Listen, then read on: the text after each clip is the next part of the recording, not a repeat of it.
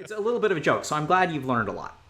Yeah. But Thank you, by the way. Yeah. I'm gonna try to like actually mold it a little bit more. What I want you to understand is that you are setting up a problem for yourself that you cannot win. Right? Sure. And so like this is what exhausts, frustrates, and makes people want to give up, is you set yourself up against an unsolvable problem, and then you try a lot, and then you like feel like a failure over and over again, even though like the game is fucking rigged. The problem is that not that life sets advantages and disadvantages against you that are like against you. It's that you're setting yourself up for absolute failure. And the problem is that when you set yourself up for absolute failure, you give forth absolute effort, and you love 110%, and you try 110%, and you put up with all kinds of shit that is really like unreasonable to put up with. Whether it's like, yeah, I mean, I don't even get me started there. There's all kinds of weird signs that, like, there's a pattern of like people fucking you over, right? Yes. The thing is, like, I don't think you're that dumb. I think it's because you set yourself up for people fucking you over. Because you give in too much into the relationship when you should say, I shouldn't try to push against this wall anymore. You try to make her love you when, like, that's not something you can do. Right. Right? I learned that. Yes. Yes. But I don't think you did. So, like, what you learned is that you can't make her love you, but you're sure as hell going to try the next person. And you're sure as hell going to try the next person. And you've been learning this lesson over and over and over again with individual people, but you haven't learned it in general. Because you tried to get your two best friends to love you, you tried to get this girl to love you, and you tried to get your dad to love you. And the reason that you try is because you're trying to get everyone to love you. Because at the core of it, you feel like you're unlovable. And this is the thing, is that has to come out root and stem. Right. And I feel like a lot of it is like I can't love myself. And like that's something I'm really trying hard to do, is like have compassion for myself and everything. There's the self-loathing. Right? So like not only you're unlovable, you beat yourself up for being unlovable. And all of these behaviors, like, do you see the patterns of trying, like, putting yourself in situations where people essentially take advantage of you, and then you're like, oh, fuck that, I'm not going to let these people take advantage of me. You move across country and you let someone else take advantage of you. And then you're like, fuck that, I'm done with that, now you're over here, and then you let someone else take advantage of you. This pattern is actually of your own making. I don't think you're that unlucky. Like, this is not random chance. Like, when we see this pattern over and over and over again, I think you're creating it. Yeah, and I feel like I was, like, I couldn't quite, I don't know. It's like I felt like I was responsible for a lot of, like, I was like, this can't just be a me thing. Or a them thing, I should say. I'm definitely a part of this problem, and I need to figure out what exactly. So now the question, like, what I really want you to tunnel down is, I think there are going to be some cases where if we tunnel down, I would make this prediction, that there are some moments where you feel unloved and someone is mistreating you. And in that moment, instead of acknowledging their mistreatment, what you do is you try to make them love you by, like, giving more. Because the thought of being unlovable is so intolerable to you, because you've been hurt this way over and over and over again, that, like, that becomes the spot that you try to protect. And this isn't... You gonna say something? Nope. Okay. Nope. I'm gonna keep going. Just feelings. It's cool. Yeah. So, like, I want you guys to understand this. Like, if you have a weak point, right? Like, let's say I take an arrow to the knee, and then, like, the next day I take an arrow to the knee, and the next day that I take an arrow to the knee, what happens is I start protecting myself. Like, I'm going to put, like, armor over my knee because, like, that's where I keep on getting hit, right? Make sense? The problem is that the way that you try to protect yourself from feeling unloved is to put yourself in situations that are untenable and will make you eventually feel rejected. It's like you're putting on armor that has a bullseye on it. right? Like you're creating these patterns where you're essentially letting people abuse you like over and over and over again. Like you're creating abusive relationships for yourself. You're creating situations of abandonment where you overinvest. Because instead, like the problem here, what I'm telling you, OG, is the problem is not trying hard enough or not being strong enough. It's trying too hard. It's pushing against a wall that you can't move. Yes, and like what a thing that I'm afraid of too is that I worry about what happens when I turn that engine off. Beautiful. That's your fucking problem. That's exactly what you need to do. You need to face that fear. You need to accept that there's a possibility that people may not love you. Instead of trying to control them and make them love you, you have to accept that maybe they don't. And this is the fucking paradox thing. This is why Zen is so paradoxical. When you start doing that, people will start loving you.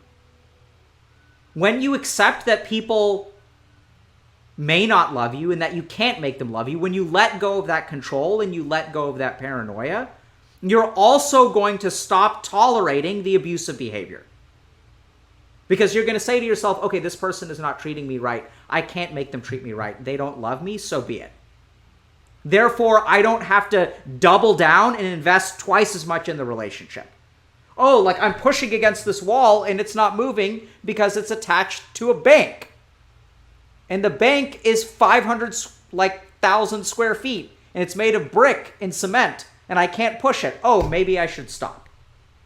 But that's not what you do, because like when you feel the resistance of someone not loving you, when that feeling of not being loved arises within you, you push harder and harder and harder and harder and harder, and it doesn't cause the mountain to move, and it just leaves you exhausted.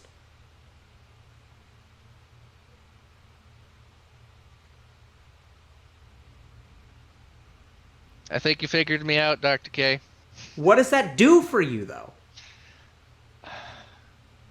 I figured you out. Fantastic. I'm going to go have lunch now. Go fuck yourself. And like the problem, I feel like I come to like very similar conclusions. Just I feel like your conclusion is super eloquent and like how it encompasses everything. It's just I'm like I'll get to the point where like okay, like the problem is coming from me. How do I stop this? How do I do it? Exactly. Yes. So what do you do with this, man? What do you think? It's hard. I have to be like willing to let go of a lot. How do you be willing to let go? I'm going to help you. Don't worry. My point is that everything up until this point is worthless without the next step. You get that? Like, I have not helped you 1%. Like, helping you is going to be binary today. We can go 99% of the road, but unless we can help you with the next step, this doesn't help at all. You with me? Okay. Like, showing you what your problem is, like, sure, good diagnosis precedes good treatment, but, like, good diagnosis with no treatment is worthless. So there are two solutions, okay? The first thing is I want you to recognize this as it's happening and stop pushing. There are going to be moments, and I'm not even going to say there are going to be moments. Because I just don't accept this for a second. Who in your life right now are you trying to win over? Actually, maybe not COVID. I'm trying to win over myself. It's okay. I don't know. I'm really trying not to, like, personally, my goal, well, my challenge right now that I'm trying to work through is just trying to be independent, because you've kind of tapped into like a lot of my codependency issues that I've had throughout. Yes. And my thing is I just want to be independent. I don't like it.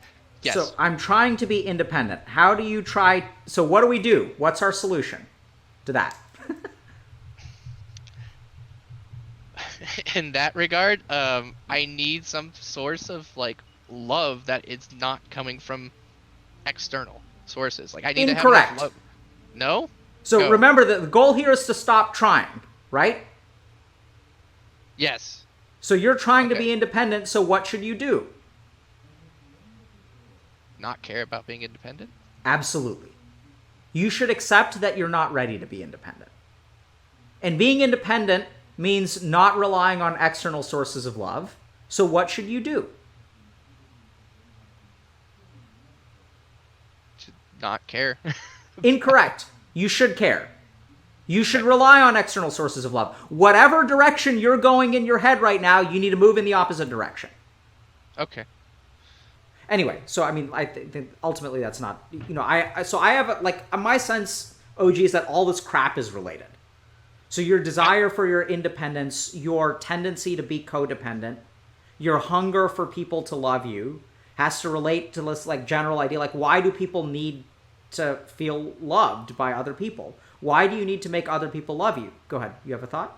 Yes, I remembered what I was going to say. So, like, the stigma was A, and then B is just, like, the way it makes me feel, knowing that I have to approach something external and it can't come from within me. Like, everything, like, these drugs, like, sex and everything like that, in order to make myself feel happy or content, I have to approach something external, and it can't Yes. come from within myself. This is going to be really confusing, but, like, that is what you need to accept. Because I know this is going to sound really fucking weird, but I want you to really run with me for a second, okay? Okay. When you try to make someone love you who is in control. They are. Incorrect. No? Okay, go on. I'm going to ask the question again. When you're trying to make someone love you, who is the agent that has power? Where is the action?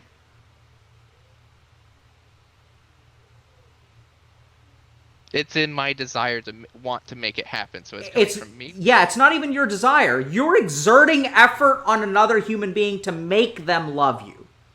Right? Do you, like, see how that, if I'm trying to make something happen, I'm the one who's exerting the power.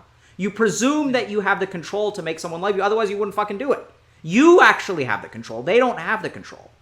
What you're terrified of is giving them the capacity to not love you. Do you see that? The control is actually in your hands, not in theirs. And that's why it's so fucking frustrating, because the control isn't actually in your hands, but in your mind, that's what you're trying to do. Like, just think about it for a second. I'm trying to make someone love me. I can't do that. But even I'm trying to make, that implies that, like, I'm trying to make a chair. I'm trying to make a bowl of noodles. I'm trying to make a life for myself. I'm trying to make a light that turns on. Like, who's in control in all of those statements? So this is me fighting against that metaphorical wall again, yes? Absolutely. Yes. But the thing here is that what you need to do is stop trying to be independent. Stop trying to control other people, because that's still you. That's you being independent. Because you're not actually in a relationship with another human being who has thoughts and feelings. You have all of the relationship that you're bearing on your shoulders. You're pulling the rope entirely. There's no tension on the other side because you're owning all of that responsibility. You're taking all of that responsibility and you're trying to make them love you, and you're pushing, pulling so much love into the void. Do you see that? It's all one-sided. Everything about this is one-sided. With me? Okay. When I push against the wall, does the wall push back? Oh, like my physics, but yes, I see what you're saying. No, it does not. It's most, in your scenario, it's mostly just me exerting effort. The wall's just being there. Yeah, and actually, if you want to go, like, really five-head, you throw in physics. Because you're right that whatever you throw in, no matter how hard you try, what is the result? You stay the same. Because this ex-girlfriend exerts an equal and opposite force to make sure that the relationship doesn't move forward. Right. So you're actually right. Both cases are true. Now we see why your life is futile, because you set up this, like, weird, psychophysics experiment where you're exerting a lot of futility because you're trying to control everything. You are living in a world where your assumption is that there is not an equal and opposite reaction. I am making her love me. There's no agency on her end, because you can't surrender the fact that people may not be able to love you. Once you surrender that people may not be able to love you, and furthermore, that you're not an island unto yourself, that you can't be independent right now, and that, like, I hate to break it to you, buddy, but what you need is love. Like, you get that? Like, you need someone to love you in the way that you love them. Yeah, that's the way it feels, essentially. Yeah. And so, like, don't ignore your feelings and say, like, just think about this for a second. You're hungry and thirsty for love. You've been hungry and thirsty for love, theoretically, your entire life, right? And every time someone doesn't love you, it hurts. And so you go and, like, the way to take someone who's hungry and thirsty is we don't tell them you need to be independent of hunger and thirst. Like, that doesn't fucking work, man. Right? You need to be loved. And the way that you're going to get loved is by recognizing that you can't make someone love you, and then you've got to roll the dice. And I can almost guarantee you that for patterns as baked in as yours are, there's someone right now in your life that you are trying to win over. And you do it every moment when you think about how other people perceive you. Because in that moment, you're not even letting us judge you. You're saying, like, oh, this, like, statement, I know it sounds cathartic, but it's not. You're trying to control our perception, even now. Yeah. Let us think whatever the fuck we want about you. Let us see you for who you are, and let yourself be free from the possibility that we think you're an awful person or that you're idiotic. Free yourself. We think you're a dumbass. Twitch chat thinks you're a dumbass. So what? Let go of trying to control other people's perceptions. Let go of trying to make other people love you.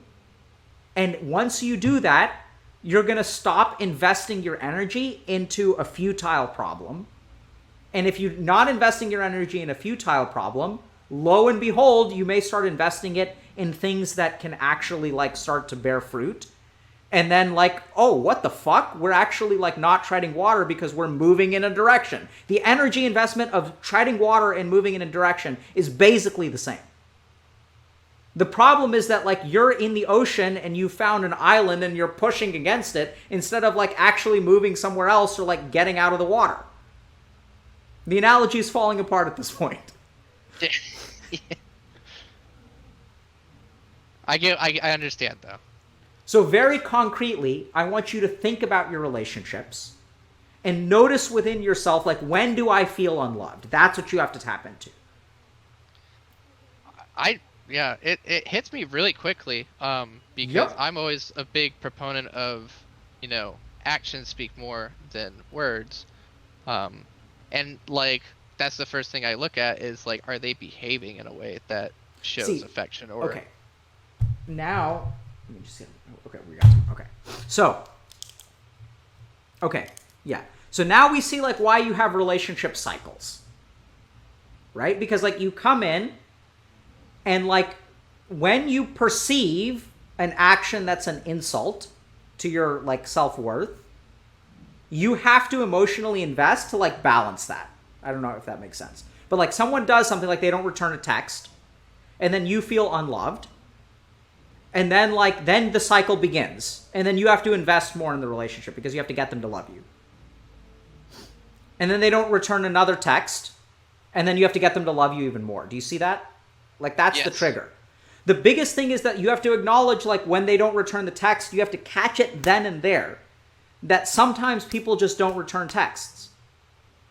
And it's not because, like, there's something wrong with you, but the problem is that you have, like, been you have been hurt so many times that your fear that you're unlovable starts to see things in the shadows that are not there. Right? It's like walking outside when it's dark outside and seeing a rope on the ground and thinking it's a snake. It's an analogy that's from an Ayurvedic textbook that doesn't really translate here because we don't have snakes in America, but I mean we do, but anyway.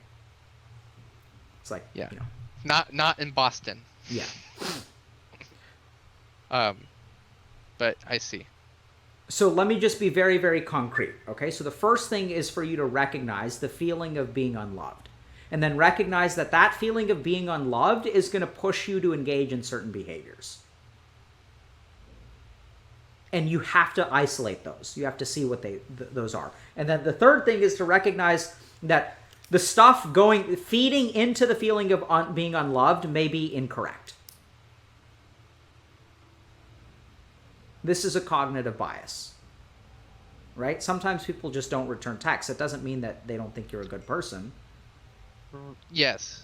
Yeah. I feel like I especially with the example of texting, I feel like I'll feel the emotion, and I feel like I'm very good about catching those already, because I'll rationalize it down and I'll address it with logic. Like, no, people are busy. They have things going on in their lives. That you are not the center of their universe. They have,